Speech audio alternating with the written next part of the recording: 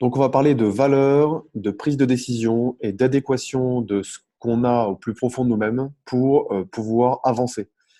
En fait, je fais cette conférence parce que je pars d'un constat qui est qu'il y a beaucoup de gens qui sont en décalage, qui se posent des questions sur ce qu'ils font, qui sont en burn-out, qui sont complètement décalés avec ce qu'ils font et ils savent pas pourquoi. Du coup, ils se disent, il faut que je change de vie. Et donc, ils changent de vie, ils changent de femme ou ils changent de mari. C'est pas un jugement de valeur, c'est juste un constat. Et en fait, en vrai, ils sont toujours pas plus heureux. Il y a toujours cette espèce de décalage. Ce décalage, moi, il m'est arrivé, hein, bon, j'ai pas encore changé de femme. J'ai changé de vie, mais j'ai pas changé de femme. Et je compte pas changer de femme. Parce que je sais qu'il y a des moments qui sont super et il y a des moments qui sont galères. Et que si jamais je change de femme, bah, il y aura aussi des moments super et d'autres moments galères, sauf que je vais m'en inventer d'autres. Là, je sais quels sont les moments qui sont un peu touchy, donc finalement, je suis bien. Et puis j'aime ma femme, donc c'est cool. Maintenant, euh, j'ai fait un exercice il y a quelques mois avec un hypnothérapeute qui est un exercice sur des valeurs, mes valeurs profondes. Alors, je vais vous parler un petit peu plus de l'exercice après, mais pourquoi travailler sur ces valeurs profondes? Parce qu'en fait, si on arrive à déterminer quelles sont ces valeurs, on parle tous de valeurs, on se dit il faut avoir des valeurs, on a les mêmes valeurs, blabla. C'est bien, mais en fait, c'est quoi ces valeurs?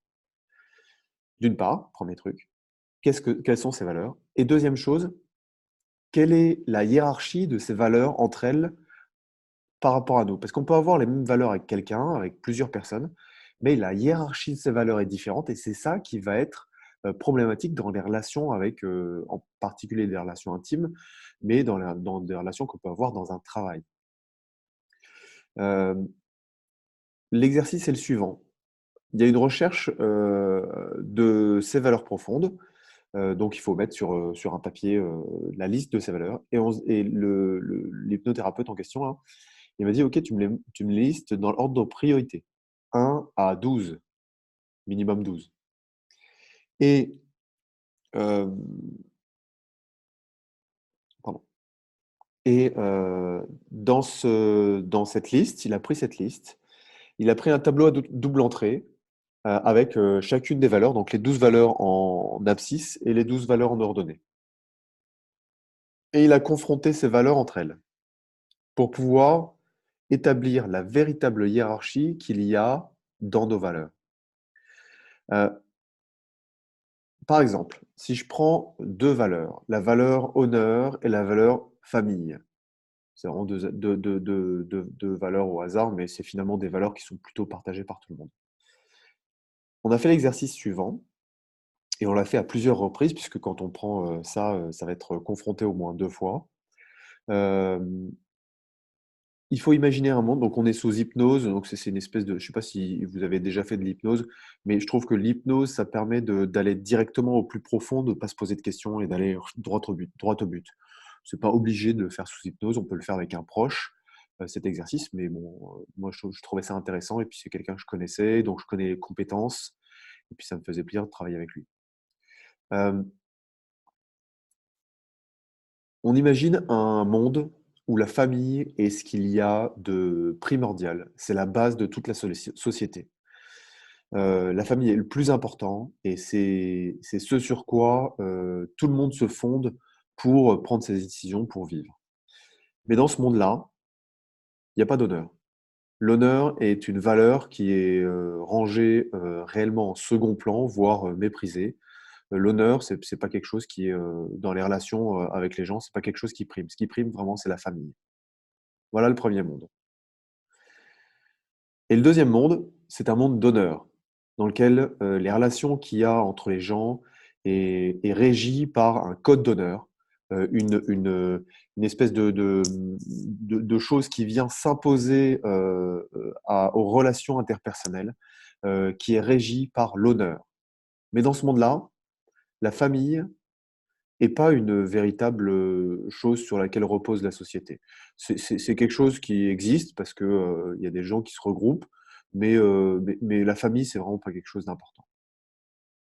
Quel monde est-ce que tu choisis? Est-ce que tu choisis le monde qui repose sur la famille mais sans honneur, ou le monde d'honneur mais sans famille. Et en fait, bon, ça c'était vraiment un exemple. Lui, il le fait vachement mieux que moi. Hem Et le fait de confronter ces valeurs les unes avec les autres fait que, la hiérarchisation qu'on a effectuée de ces valeurs, de nos valeurs, va en fait évoluer. Et à la fin de l'exercice, on se retrouve avec une hiérarchie de valeurs qui est, notre vraie hiérarchie de valeurs. Et donc il y a des valeurs qui ont pris du grade et des valeurs qui ont baissé. Et du coup, c'est intéressant de réfléchir à pourquoi est-ce qu'on avait placé de manière, rationnelle avec notre cerveau, notre rationalité, la une certaine valeur à un endroit et que finalement elle a évolué en augmentant, en devenant plus importante ou en devenant moins importante. Et c'est important d'y réfléchir parce qu'en fait, c'est quelque chose qui sous-tend qu'on se voile la face ou on estime, qu'on devrait être comme ça, mais au fond de nous, on n'est pas comme ça. Donc c'est important d'y réfléchir, premier point. Deuxième point, à chaque fois on prend les 5 premières valeurs, nos 5 premières valeurs, celles qu'on a à la fin de l'exercice, qu'on a déterminées comme étant les 5 plus importantes, et on regarde notre vie à travers le prisme de ces 5 valeurs. Et on se dit: «Est-ce que ces 5 valeurs sont nourries pour moi?» Le le fait est que quand on est dans une relation de travail, on a certaines valeurs qui sont pas nourries, qui nous mettent mal à l'aise vis-à-vis de notre être profond et qui vont faire en sorte qu'on a envie de changer, on a envie de bouger, on a envie de changer de vie. Même chose, du côté intime. Du côté intime, on a des moments où on se demande, ce qui se passe, où c'est vraiment pas super, glop.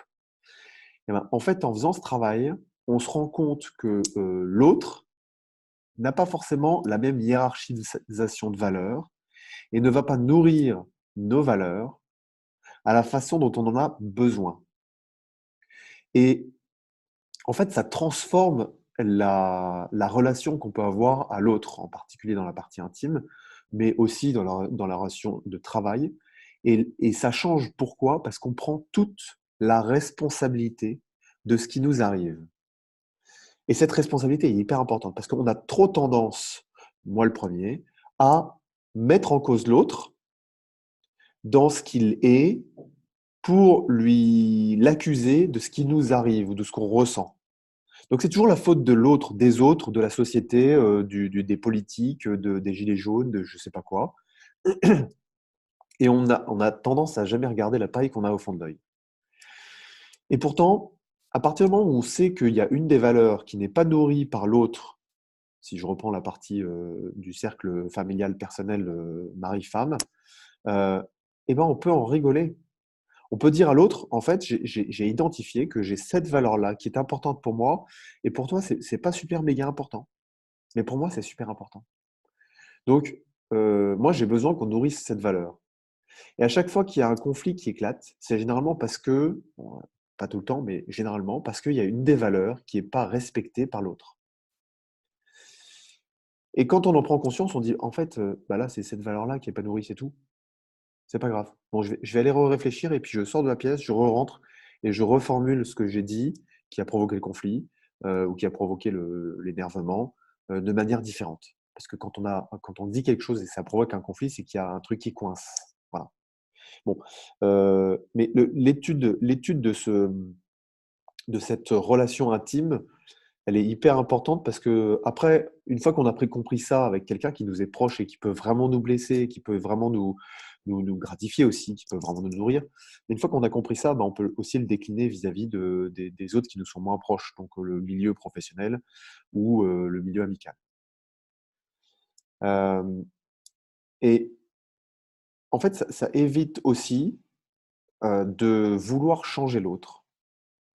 Le fait de mieux se comprendre et de mieux savoir quelles sont sa hiérarchie de valeurs, ça veut dire: «En fait, je veux qu'il fasse ça». Mais non, si c'est pas dans ses valeurs, ça marchera pas. On n'arrivera pas à le changer.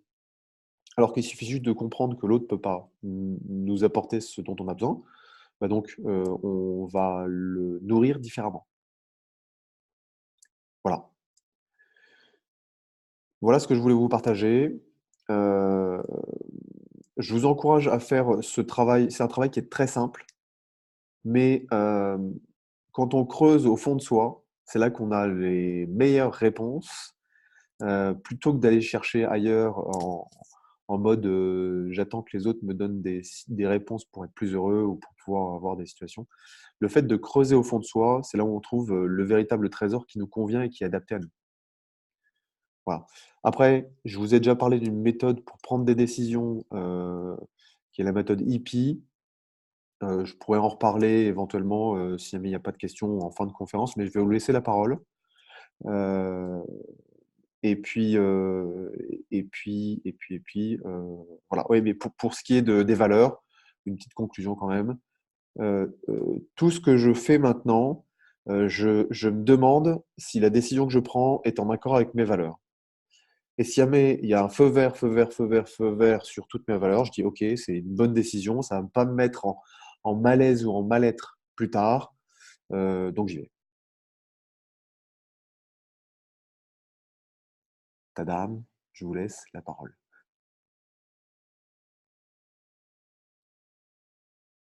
Donc pour prendre la parole, il suffit d'activer le micro. Là, vous avez tous le micro barré, donc celui qui veut prendre la parole, qu'il hésite pas, ce sera avec grand plaisir. Isabella. Oui, bonjour. Hem, mais par exemple, si c'est pas une situation, mais c'est effectivement une personne qui t'énerve dès que tu la vois, ça tu hérisses le poil et il y a pas vraiment une raison, disons, rationnelle. Hem, c'est quoi? C'est qu'il représente, une menace pour toi ou, enfin, c'est quoi effectivement? Alors, la règle, en fait, généralement, dans les relations, alors ça dépend dans plusieurs. Est-ce que c'est quelqu'un que tu connais d'avant et que par l'historique que vous avez, ça te hérisse le poil, ou c'est quelqu'un que tu n'as jamais rencontré, tu le vois, tu. C'est ça. La deuxième C'est solution? plutôt oui, oui, c'est Hmm. dans le milieu professionnel, c'est une Ok, personne avec qui je dois travailler et que de la première minute, pouf, je sais pas, il dégage une énergie que pour moi elle est totalement négative. ok. En fait, il y a plusieurs choses à comprendre. Il y a deux choses à comprendre. La première, c'est que le langage verbal, les choses qu'on exprime, c'est 35% du message qu'on transmet. Donc il y a le reste qui est à 95% du langage non verbal, c'est-à-dire la partie l'attitude, la façon dont on regarde, dont on met un pied en avant, euh, dont on hausse les sourcils, enfin toute la partie visuelle, gestuelle, corporelle.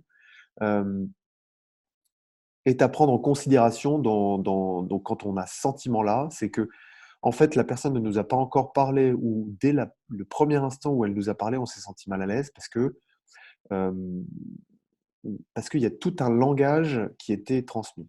Ça, c'est la première chose à comprendre. C'est que c'est pas uniquement le langage verbal, il y a le langage non verbal. Et la deuxième chose à comprendre, c'est que, l'autre, enfin ce qu'on ressent et ce qui nous hérisse le poil, c'est souvent quelque chose qui nous fait peur à nous. C'est-à-dire que l'autre est un miroir de nos peurs ou ou ce qui nous arrive est quelque chose est un miroir de nos peurs ou de nos angoisses et de nos joies aussi. C'est-à-dire que quand on est joyeux, quand on est heureux, le monde qui est autour de heu, nous renvoie quelque chose qui nous correspond. Donc, la question à se poser, c'est de savoir qu'est-ce qui chez l'autre te fait peur à toi? Enfin, c'est-à-dire que est une partie de toi qui, toi, te fait peur? Voilà. En fait, mieux on se connaît, mieux on arrivera à comprendre les autres et mieux on arrivera à surmonter des situations où heu, on a «J'y arriverai pas à avoir une relation saine avec cette personne-là». Plus on se connaît, plus on arrive à dépasser ça. C'est quand même pas méga, super génial comme réponse, mais comme j'ai pas plus d'éléments, sur la situation, voilà ce que je peux te répondre avec, le peu d'expérience que j'ai dans le domaine.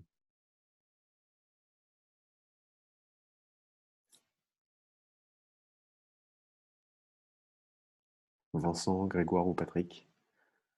Ouais, bah, si tu veux, tout à l'heure, tu disais, bon, tu as pris deux exemples, soit dans la sphère intime, dans la sphère familiale, ou soit dans la sphère de travail. Euh, euh, bon, tu parlais de ce travail à faire sur soi-même que tu as fait toi à travers l'hypnothérapeute pour connaître tes valeurs, mais il n'est pas toujours facile de découvrir les valeurs de l'autre finalement quand tu es dans la sphère travail. Dans la sphère intime, si tu fais toi ce travail, tu peux aussi, j'allais dire c'est génial et encourager la personne qui est en couple avec toi à le faire, puisque tu, tu lui insuffles que ça va euh, apaiser ou réguler ou je sais pas comment quel terme prendre ou en tout cas amener à d'autres relations avec cette personne. Dans le travail, c'est pas pareil et ça demande de non seulement de faire ce travail sur soi-même, mais de connaître les valeurs de l'autre et ce n'est pas toujours aussi facile que ça. C'est vrai. C'est vrai, c'est pas facile, mais bon, déjà, plus on se connaît soi-même, mieux c'est. Et plus on a fait ce travail sur soi-même, plus on va arriver à identifier chez l'autre Mm. des, euh, des choses qui nous disent, mais en fait, cette valeur-là, je comprends mieux. Cette valeur-là, en fait, pour lui, c'est pas important. Parce qu'en fait, le fait d'avoir travaillé sur toutes ces valeurs, ça fait un espèce d'alignement. Et quand on garde cette valeur par rapport au comportement de l'autre, on va se dire, ah, mais en fait, en vrai, c'est pas du tout ça. Lui, il a peut-être cette valeur et c'est peut-être important pour lui, mais c'est pas dans ses valeurs primaires, enfin premières. Et en fait, oui, c'est un jugement. Oui, c'est une prise de parti. C'est-à-dire qu'il faut s'engager, il faut se dire, OK, bah, je pense que euh, cette valeur-là, non pas que cette personne ne l'a pas, mais cette personne ne l'a pas dans ses valeurs premières. Et donc, voilà. Mais surtout dans le parti professionnel, c'est tout le travail qu'on fait. C'est aussi, ok, c'est valable sur la relation à l'autre, mais c'est tout le travail qu'on fait. Est-ce qu'il est en correspondance avec nos valeurs? Il y a, il y a beaucoup de gens qui quittent leur job, qui partent en claquant la porte, qui font un burn-out parce qu'ils s'accrochent à une situation, une espèce de rente sociale, parce qu'ils ont un bon salaire ou parce qu'ils ont un bon statut social et qui n'osent pas changer, alors qu'au fond d'eux, le travail en lui-même va à l'encontre de certaines de leurs valeurs. Mm. Voilà. Donc oui, enfin, c'est utile dans le travail. Ça peut être utile pour pouvoir comprendre des relations interpersonnelles. Maintenant, il faut savoir aussi, c'est comme le profil DISC, on en a déjà parlé du profil DISC. C'est un profil qui est assez basique. Pour ceux qui ne connaissent pas, c'est un cercle. Vous avez une ligne horizontale qui sépare les gens qui sont en bas, introvertis, en haut, extravertis. Et en vertical, du côté gauche, il y a les gens qui sont orientés tâches, procédure, efficacité, deadline. Et à droite, les gens qui sont qui sont orientés personnes, dynamique de groupe, communication, esprit d'équipe. Voilà. Donc ça fait 4 profils de personnalité. Or, on sait très bien qu'on est quand même méga différents et mettre toute la population mondiale dans 4 cases différentes, c'est quand même méga réducteur. Et pourtant, il faut savoir aussi dire, bah, lui, puisque c'est un truc par couleur, rouge, jaune, bleu, vert, bleu, lui, il est jaune. Et on dit, OK, il est jaune, je décide qu'il est jaune parce que majoritairement, globalement, il est jaune, parce qu'on a tous un peu de rouge, un peu de bleu, un peu de vert. Mais si on fait un mélange, ça fait un gros cacaboudin. Donc, on décide qu'il est jaune. Et puis, on décide de lui parler ou d'employer des, des, des messages qui vont correspondre à son mode de communication, donc s'adapter à lui. Mais au départ, c'est juste faire un choix sur ce qu'il est. Même chose avec les valeurs. Ok. Parce qu'on peut aussi dire que selon les circonstances, quand tu as des valeurs qui sont plus ou moins affirmées, l'individu en face de toi peut aussi changer sa hiérarchie selon la pression du groupe dans les relations de travail ou des choses comme ça. Il peut très bien mettre une valeur euh, ou croire mettre une valeur au-dessus de tout et, la, et, la, et pas la mettre en avant dans certaines circonstances. Ça. Oui. Et si jamais le décalage est réel il peut le faire de manière temporaire, mais il va aussi se retrouver dans un espèce de décalage qui fait qu'au bout d'un moment, ça va coincer. C'est ça qui, Mhm. c'est ça qui coince. C'est-à-dire qu'au début, tout va bien. C'est comme quand on a 20 ans, on commence un job, eh ben, on s'accommode de tout. Et puis au bout d'un moment, qu'est-ce qu'on dit? On dit, bon, on va pas me la raconter 10 fois, là, je me suis fait avoir sur ça, ça, ça et ça. Il y a des trucs qui correspondent. On m'a fait faire ça, alors qu'en fait, il n'y avait pas à le faire, ou c'était pas. On, on grandit, on s'affirme. Mhm. Voilà. Tout à fait. Merci Vincent. Grégoire ou Patrick, si vous avez une question ou un partage d'expérience sur ces valeurs-là, je suis preneur.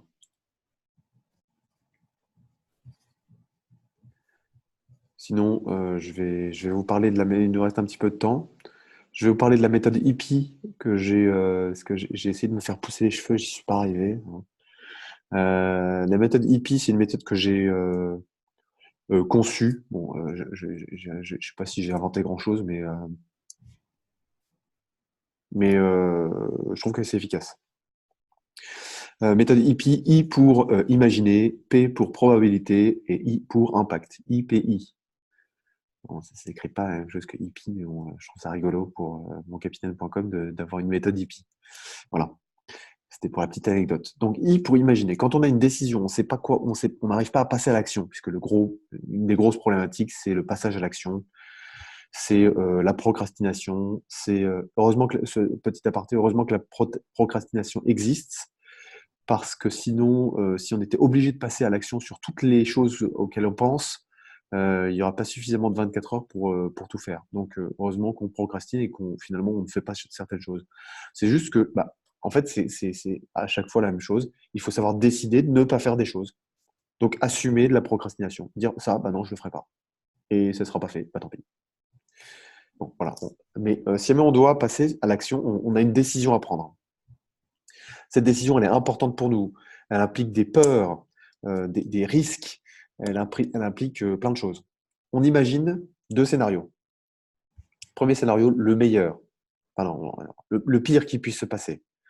Le pire qui puisse se passer si on prend cette décision.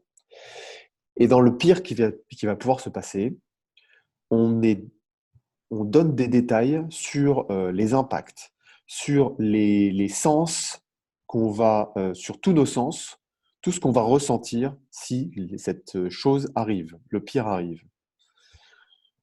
On va donner l'impact que ça a, on va donner tout l'environnement. Les sens, c'est l'ouïe, le toucher, l'odorat, le goût. Il manque un cinquième, la vue. Voilà. Donc, qu'est-ce qu'on voit? Il faut être précis et rentrer dans les détails descriptifs du nouveau monde si le truc arrive. Le P, c'est la probabilité. Il faut se dire de manière objective, quelle est la probabilité pour que cela arrive? Pour ce faire, il faut regarder la situation avec ce qu'on appelle les chapeaux de la réflexion. Les chapeaux de la réflexion, c'est quoi? On prend la situation, on regarde la situation avec plusieurs chapeaux. Le chapeau du médecin, le chapeau du fonctionnaire, le chapeau de l'entrepreneur, le chapeau du... Donc on prend plusieurs chapeaux, on essaie de prendre des catégories qui sont assez larges, qui font qu'on va s'obliger à regarder la situation avec un œil ou un œil différent, un masque différent. Voilà. Et après, on fait une moyenne de toutes ces probabilités que ça arrive et on donne une probabilité. Et ensuite, on dit l'impact et on décrit l'impact que ça va avoir sur notre vie si jamais le truc arrive. Par exemple, je quitte mon job, donc je veux me lancer dans un truc. On imagine, si jamais le pire qui puisse arriver, c'est que ça rate. La probabilité, bon, il faut donner la probabilité. Et ensuite, l'impact. Ben, l'impact que ça va avoir sur ma vie, au final, il est important, oui, mais est-ce qu'il est si important que ça? C'est-à-dire que si jamais je me lance dans une entreprise, dans un projet entrepreneurial, est-ce que je n'aurais pas appris des choses? Est-ce que je n'aurais pas vécu une expérience qui est peut-être difficile, mais dans laquelle je vais passer à un niveau supérieur qui fera que j'aurai compris des choses, j'aurai appris plein de choses. Et voilà. Donc, faut être lucide sur l'impact que ça va avoir sur sa vie. OK. Et ensuite, on fait le même exercice avec le meilleur qui puisse arriver. Donc, imaginez avec tous les sens, voilà, la probabilité avec les chapeaux de la réflexion et l'impact que ça va avoir sur sa vie. Et là, on prend la décision. On prend la décision. Et souvent, en fait, on se laisse paralyser par des peurs qui vont peut-être avoir un gros impact sur notre vie, mais qui ont une faible probabilité. Et qui, si jamais on est attentif, on peut réduire vraiment de manière drastique la probabilité que cette chose arrive. Ou si jamais cette chose arrive, le pire, bonjour. Voilà. Donc voilà la méthode hippie qui permet de prendre une décision enfin, de prendre une décision tout simplement. Voilà.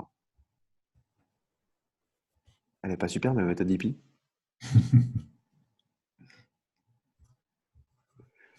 Voilà. Bon, je vous laisse la parole si jamais il reste un petit peu de temps, si vous voulez qu'on échange là-dessus. Je reste à votre disposition.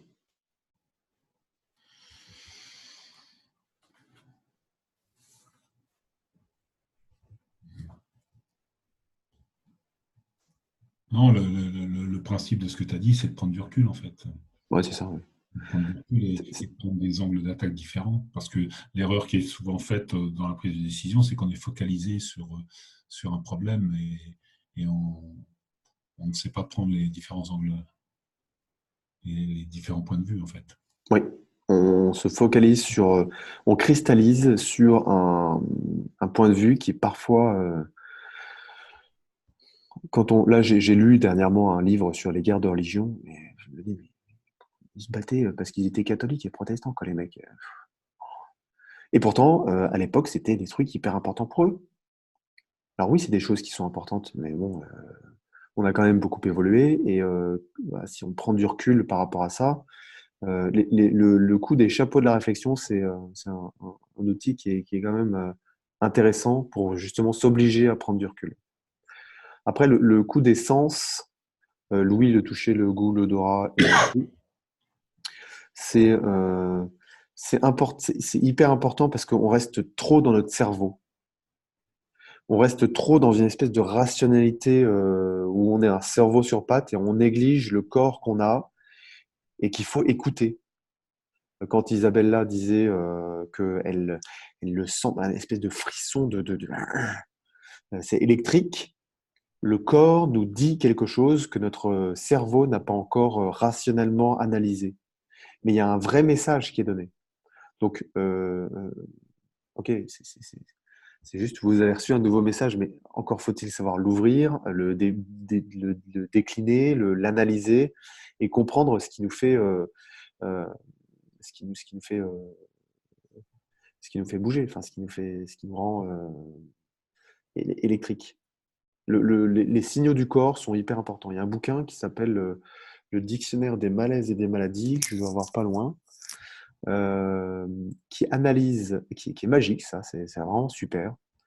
Ce dictionnaire-là, dictionnaire des malaises et des maladies, ça analyse ce qui nous arrive si jamais on a un problème au genou, si on a un problème si on a un durillon, si on a une mycose, si on a un coup de je sais pas quoi. Enfin, tout est répertorié dans ce dictionnaire-là et ça nous donne une interprétation de ce qui nous bloque. S'il nous arrive un truc au genou, c'est qu'on a du mal à avancer dans la direction dans laquelle on va. Donc ça nous donne un warning, ça nous alerte sur est-ce que je vais dans la bonne direction. Mon corps n'est pas si sûr que ça, que j'aille dans cette direction-là. Si on a mal au dos, c'est qu'on en a plein le dos. Est-ce qu'on supporte pas trop de choses? Est-ce qu'il n'est pas le temps de poser sur les 10 sacs qu'on a sur le dos, d'en poser 1, 2 ou 3 et de décider qu'on le fait? Voilà. Ok. Voilà. Bah, écoutez, merci pour votre participation. Est-ce que Grégoire ou Patrick, si vous avez une question ou une remarque ou un partage, je suis preneur. Sinon, je vais vous dire à jeudi prochain. Juste dire merci, très intéressant. Merci Grégoire. Bah, je vous souhaite une bonne journée, une bonne fin de semaine, et puis je vous dis à jeudi prochain. Je ne sais pas de quoi on va parler, mais on va parler d'un truc, ce sera intéressant. Ok, Voilà. Au revoir. amuse-toi bien. Ouais, merci. Salut.